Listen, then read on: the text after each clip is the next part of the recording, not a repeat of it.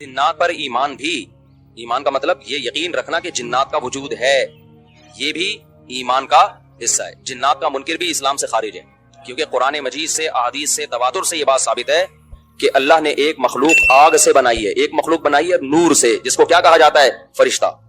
उर्दू में, फारसी में फरिश्ता, इंग्लिश में एंजल, और अरबी में मलक।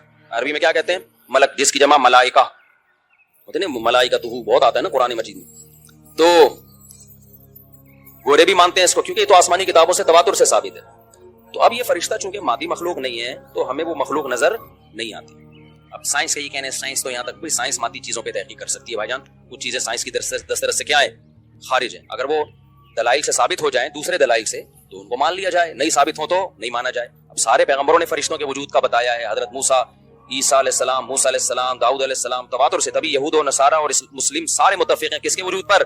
फरिश्तों के। इसी तरह अल्लाह ने एक मखलूक को आग से बनाया, उसको क्या कहा जाता है? जिन। चूंकि वो इंसानों से छुपी हुई है, इसलिए उसको क्या कहा जाता है? जिन। जिन छुपी हुई चीज को कहते हैं। मजनून किसे कहते हैं? जिसकी अकल छुपी हुई हो, पर्दा पड़ गया हो, दीवाना हो गया हो। जनीन उस बच्चे को कहते हैं जो मां के पेट में हो, वो भी छुपा हुआ होता है ना। फलम्मा जन्ना अलैहिल लैल, कुरान कहते हैं जब रात छा गई, अंधेरा कर दिया रात ने, तो हर वो चीज जो छुपी, जुनून इसी से निकला है। जुनून पागल हो गया ना, गोया दिमाग ही गायब हो गया है, ठीक है ना।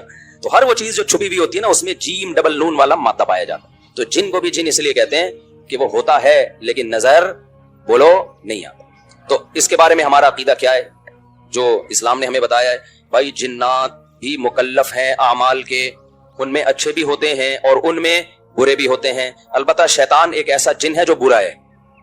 हर जिन बुरा नहीं होता, लेकिन शैतान एक बुरा जिन था जो अड़ गया था ना, वो फड्डे माजी में लगा था और क़यामत तक अड़ा ही रहेगा। उसकी नस्ल भी ऐसा ही है।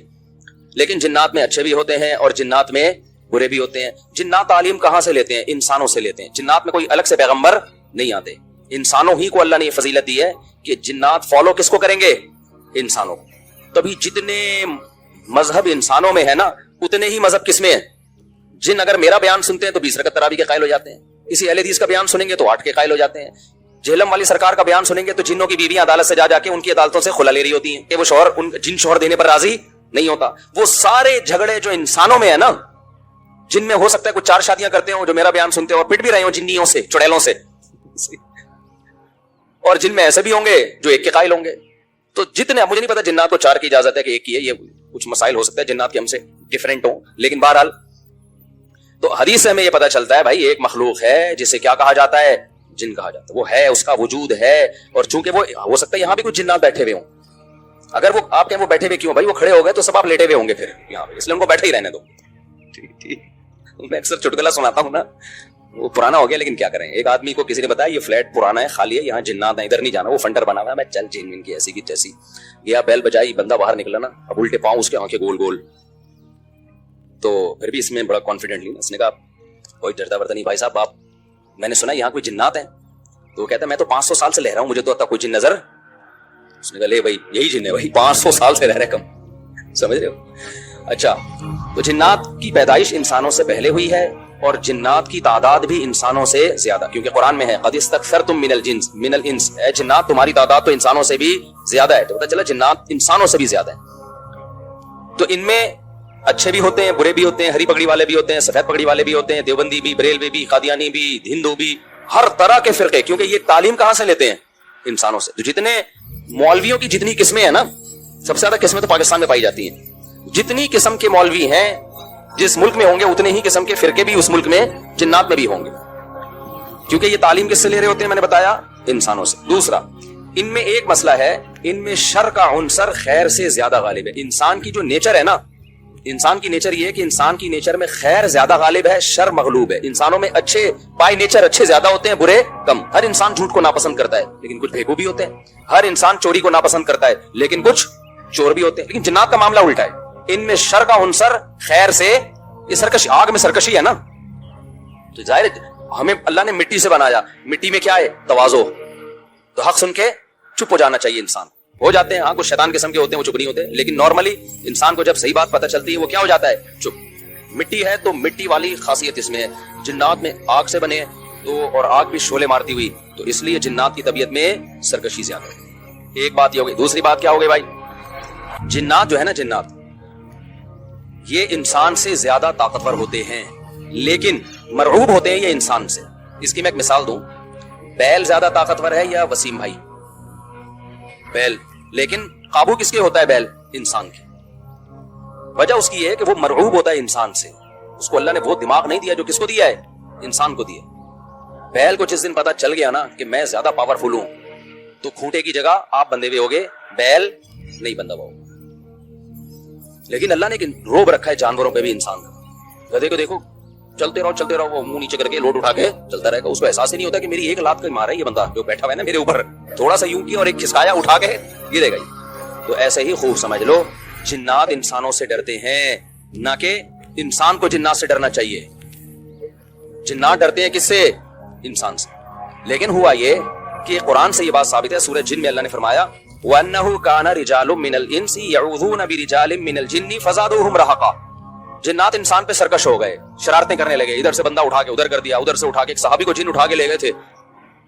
حضرت عمر رضی اللہ تعالیٰ عنہ کے دور میں ایک خاتون کا شوہر گم گیا تو اس کی بیوی آئی حضرت عمر کے پاس کہ میرا میاں ہے ہی نہیں, پتہ نہیں کہاں گیا. حضرت عمر نے 4 سال کے بعد نا اس خاتون کا نکاح فسخ کرا دیا. یہ امام مالک کی دلیل ہے کہ 4 سال کے بعد نکاح فسخ ہو سکتا ہے. امام ابو حنیفہ کے جو فتوے ہیں نا زیادہ تر انہوں نے حضرت علی اور عبداللہ بن مسعود کو فالو کیا ہے. وجہ اس کی یہ ہے کہ وہ کہتے تھے کہ یعنی جو اس بارے میں حناف کہتے تھے حضرت علی نے تینوں خلفاء کا زمانہ بھی دیکھا ہے اور نبی کا زمانہ بھی, تو ان کا علم باقی تینوں خلفاء سے زیادہ ہے. اس لیے فقہ حنفی میں حضرت علی اور عبداللہ بن مسعود کو بہت ترجیح دی گئی ہے. جہاں ٹکراؤ ہوتا ہے نا باقی خلفاء اور سیدنا علی میں تو وہ ترجیح کس کو دیتے ہیں؟ کیونکہ حضرت علی ان تمام محفلوں میں ان فتووں میں تینوں خلفاء کے ساتھ ہوتے تھے تو وہ سب کے دلائل بھی جانتے تھے اور ان پہ پھر بعض چیزوں سے سیدنا عمر نے رجوع بھی کیا ہے حضرت علی کے کہنے پر. تو عمر کم تھی نا, علم حاصل کرنے کا موقع ان کو زیادہ ملا. تو اس لیے حضرت علی کا موقف جو میں نے خلا والے اس میں ریکارڈ کروایا کہ بھائی نہیں جب تک ہمیں پتہ نہیں ہوگا مر گیا ہے کہاں گیا تو ہم کیسے نکاح ختم کرتے. بہرحال حضرت عمر نے کہا یہ قول تھا تو مالکی فقہ میں ہے, تو فقہ حنفی نے بھی اس میں فقہ مالکیہ پہ فتویٰ دیا ہے. تو 4 سال ان کو نکاح کیا کرا دیا حضرت عمر نے؟ ختم کرا دیا. وہ بندہ آ گیا تھوڑے دنوں میں. تو روایت میں آتا ہے حضرت عمر خوفزدہ ہو گئے نا, ٹھیک ہے بھائی ایک بندہ کہہ رہا ہے میری بیوی آپ نے کسی اور کو کیسے دے دی. تو حضرت عمر نے پھر کہا بھائی اب تمہارے پاس 2 آپشن ہیں, یا تو تمہاری بیوی ہم تمہارے حوالے کر دیتے ہیں یا پھر مہر لے لو اس کو طلاق دے دو. یعنی حضرت عمر نے بھی اس پرانے نکاح ہی کو باقی رکھا ہے کہ بھائی اصل تو اسی کی ہے نا, تو اس لیے اب مہر لے کے چھوڑ دو اس کو. مقصد یہی ہوگا کہ ہم اس کا وہی نکاح کرا دیتے ہیں. یا دوسرا آپشن یہ ہے کہ ٹھیک ہے بھائی اب تمہارے نے, اس نے کہا نہیں اب ظاہر اب کسی اور مرد کے پاس چلی گئی ہے تو انسان کو اس میں غیرت بھی آتی ہے نا. انہوں نے کہا نہیں میرا مہر مجھے واپس کر دیں, اب اسی کے ساتھ رہے, ٹھیک ہے نا. پھر حضرت عمر اس سے پوچھنے لگے ہوا کیا تھا. اس نے بتایا جن اٹھا کے لے کے آیا تھا. مصنف عبدالرزاق یا مصنف ابن ابی شیبہ کی روایت ہے, جن اٹھا کے لے گیا تھا. تو بعض دفعہ ایسا ہوتا ہے کہ انسان کو جن بولو اغوا کر لیتا ہے. تو قرآن کیا کہتا ہے لیکن آپ لوگ کے ساتھ نہیں ہوگا, خدا کا واسطہ جنات کو زیادہ لفٹ نہ کراؤ, پوری سیٹ اپ ہمارا برباد ہو گیا اس چکر میں. صحابہ میں بھی ایک واقعہ ہو گیا نا, یہ تھوڑی کہ ہر گھر میں جن یہ کر رہا ہے, دوسرے گھر میں جن وہ کر رہا ہے, تو تیسرے گھر میں جن نندوں کو لڑا رہا ہے, چوتھے گھر میں جن ساسوں کو لڑا رہا ہے. ہمارا تو پورا پروگرام یہیں سے شروع ہوتا ہے یہیں پہ ختم ہوتا ہے. ایک آدھ سینکڑوں میں کوئی ہو سکتا ہے جن اٹھا کے لے جائے پھر واپس بھی کر کے میرا خیال ہے دے گیا. اچھا تو قرآن میں سورہ جن میں آتا ہے انہ کان رجال من الانس, جنات نے خود ہی یہ بات کہی کہ ہم سے انسان ڈرنے لگے اور ہم سے پناہ لینے لگے. یعوذون برجال من الجن, ہم جیسے اللہ کی پناہ میں آتے ہیں نا مصیبتوں سے بچنے کے لیے, اعوذ باللہ ہم کہتے ہیں اللہ میں تیری پناہ میں آتا ہوں. تو لوگوں نے کیا کیا تھا, مشرکین نے جنات کی پناہ میں آنا شروع کر دیا کہ جنات ہمیں مصیبتوں سے بچائیں گے. تو جب جنات کو یہ لگا نا کہ ہم ڈرتے ہیں انسان سے اور یہ ہمیں اتنی ویلیو دے رہا ہے کہ یہ مصیبتوں سے بچنے کے لیے ہمارا سہارا لے رہا ہے, تو اس چیز نے جنات کو انسانوں پہ سرکش بنا دیا اور جنات اپنی اوقات سے باہر نکل گئے. یہ بالکل ایسے ہی ہے جیسے کمزور سا باریک سا ٹی بی کا مریض ہو اور محلے کے بدماشوں کے دماغ میں کسی نے جا کے ڈرا دیا کہ بھائی یہ دیکھنے میں ایسا لگتا ہے اندر سے یہ بہت زرخیز ہے, بہت خطرناک ہے. بار بار جب یہ پروپیگنڈا ہوگا تو وہ جو پتلا سا ہے نا اس کو بھی احساس ہونے لگے کہ شاید میں واقعی میں کوئی بہت بڑا فنڈر ہوں. وہ بھی سینہ چوڑا کر کے چلنا شروع کر دے.